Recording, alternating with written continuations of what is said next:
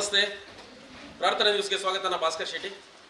ಶಿರೂರಿನ ಒಂದು ಮೂಲೆಯಲ್ಲಿ ಇಲ್ಲೊಂದು ಫಿಶ್ ಫ್ಯಾಕ್ಟ್ರಿ ಕಟಿಂಗ್ ಸೆಂಟರ್ ಆಗಿದೆ.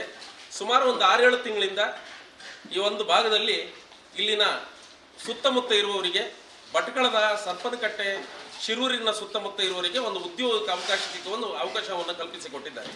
ಬಟ್ ಏನಾಗಿದೆ ಅಂತ ಹೇಳಿದ್ರೆ, ತಾಂತ್ರಿಕ ಕೆಲವು ಕಾರಣಗಳಿಂದ, ಅಂದರೆ ಕೆಲವರ ಒಂದು ಕುಮ್ಮಕ್ಕಿನಿಂದ, ಬೇರೆ ಬೇರೆ ಒಂದು ಮನಸ್ಥಿತಿಯವರಿಂದ ಆ ಫ್ಯಾಕ್ಟ್ರಿಯವರನ್ನ ಮಟ್ಟ ಹಾಕಬೇಕು ಅನ್ನೋ ಉದ್ದೇಶದಿಂದ ಮತ್ತು ಇಲ್ಲಿಗೆ ಬರುವ ಕೆಲಸಗಾರರನ್ನ ಅದನ್ನು ಕಡಿತಗೊಳಿಸುವ ಒಂದು ಬಗ್ಗೆ ಬೇಕಾದಷ್ಟು ಹೋರಾಟಗಳು ನಡ್ತಾ ಇದೆ. ನಾವು ಪ್ರತ್ಯಕ್ಷವಾಗಿ ಈ ಭಾಗಕ್ಕೆ ಬಂದವಾಗ ಇಲ್ಲಿ ಯಾವುದೇ ಸ್ಮೆಲ್ ಬರ್ತಾ ಇಲ್ಲ. ಇಲ್ಲಿಯ ಒಂದಿಷ್ಟು ಜನ ಮಹಿಳೆಯರಿಗೆ ಉದ್ಯೋಗವನ್ನು ಕಲ್ಪಿಸಿಕೊಟ್ಟಿದ್ದಾರೆ. ನಿಜವಾಗ್ಲೂ ಅವರಿಗೆ ನಾವು ಹ್ಯಾಟ್ಸ್ ಆಫ್ ಹೇಳಲೇಬೇಕು. ಪಾಪ ಎಲ್ಲರೂ ಕೂಡ ಬಡ ಕೂಲಿ ಕಾರ್ಮಿಕರು. ಇವತ್ತು ಜಾಗತಿಕ ಇಂಥ ಒಂದು ಮಟ್ಟದಲ್ಲಿ ಈ ಮಹಿಳೆಯರಿಗೆ ಗ್ರಾಮ ಪಂಚಾಯತಿ ಇರಬಹುದು ಅಥವಾ ಬೇರೆ ಬೇರೆ ರಾಜಕೀಯ ಪಕ್ಷದವರು ಉದ್ಯೋಗವನ್ನು ಕಲ್ಪಿಸಿಕೊಡ್ಬೇಕಾಗಿತ್ತು.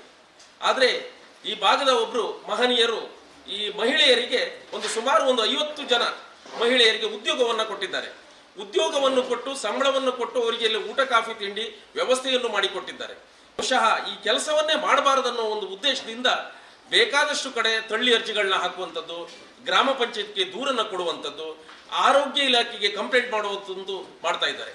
ಆದರೆ ಒಂದು ವೇಳೆ ಆ ಒಂದು ಫ್ಯಾಕ್ಟ್ರಿಯನ್ನು ಮುಚ್ಚಿದ್ರೆ ಬಹುಶಃ ಆ ಬಡ ಮಹಿಳೆಯರಿಗೆ ಉದ್ಯೋಗ ಹೇಗೆ ಸಿಗ್ತದೆ, ಅವರ ಮಕ್ಕಳನ್ನು ಹೇಗೆ ಸಾಕ್ತಾರೆ, ಅವರಿಗೂ ಕೂಡ ಕಷ್ಟ ಇದೆ, ಸಾಲವನ್ನು ಕಟ್ಟಬೇಕಾಗತ್ತೆ. ಆದರೆ ನಾವು ಪ್ರತ್ಯಕ್ಷದರ್ಶಿಯಾಗಿ ನಾವು ಇಲ್ಲಿಗೆ ಬಂದವಾಗ ಇಲ್ಲಿ ಯಾವುದೇ ಒಂದು ಪ್ರಾಬ್ಲಮ್ ಇಲ್ಲ, ಒಂದು ಸ್ಮೆಲ್ ಬರ್ತಾ ಇಲ್ಲ. ಆರೋಗ್ಯ ಇಲಾಖೆಯವರು ಕೂಡ ಗಮನ ಹರಿಸಬೇಕು. ಇಲ್ಲಿರೋ ಉದ್ಯೋಗವನ್ನು ಮಾಡುವಂತಹ ಮಹಿಳೆಯರಿಗೆ ಒಂದು ಉತ್ತೇಜನವನ್ನು ಕೊಟ್ಟಂಗಾಗಿದೆ. ಹಾಗಾಗಿ ಇದು ಯಶಸ್ವಿ ಆಗಲಿ ಅನ್ನುವಂತ ಹೇಳ್ತಾ ಇದೆ. ನಾವು ಬೆಳಕೆಯಿಂದ ಬರ್ತಾ ಇರೋದು. ನಮಗೆ ಇದೊಂದು ಕೆಲಸ ಸಿಕ್ಕಿದ್ರಿಂದ ನಮಗೆ ಸ್ವಲ್ಪ ಅನುಕೂಲ ಆಗಿದೆ. ನಮಗೆ ಸಂಘದಲ್ಲಿ ಸಾಲ ಅದೇ ಇದೆ. ಒಂದು ವಾರಕ್ಕೊಮ್ಮೆ ಪೇ ಮಾಡಬೇಕು. ನಾವು ವಾರಕ್ಕೆ ಪೇಮೆಂಟ್ ಕೊಡ್ತಾರೆ. ಊಟ, ತಿಂಡಿ, ವೆಹಿಕಲ್ ವ್ಯವಸ್ಥೆ ಸಹ ಇದೆ. ನಾವು ಆರಾಮಾಗಿ ಕೆಲಸ ಮಾಡ್ತೇವೆ. ಇಲ್ಲೇನಾದರೂ ಅಡೆತಡೆ ಮಾಡೋದ್ರಿಂದ ನಮಗೂ ಉದ್ಯೋಗಕ್ಕೆ ತೊಂದರೆ ಆಗ್ತದೆ. ನಮಗೆ ಮನೆಯವರು, ನಮಗಿಬ್ಬರು ಮಕ್ಕಳಿದ್ದಾರೆ. ನಮ್ಗೆ ಜೀವನಾಧಾರಕ್ಕೆ ನಮ್ಗೆ ಕೆಲಸ ಬೇಕು. ಹಾಗಾಗಿ ನಮಗೆ ಯಾವುದು ಕೆಲಸ ಇಲ್ಲ ಸರ್. ಹಾಗಾಗಿ ನಾವು ಇಲ್ಲಿ ಕೆಲಸಕ್ಕೆ ಬರ್ತಾ ಇರೋದು. ನಾವು ಇದನ್ನೇ ನಂಬ್ಕೊಂಡಿದ್ದೇವೆ ಸರ್.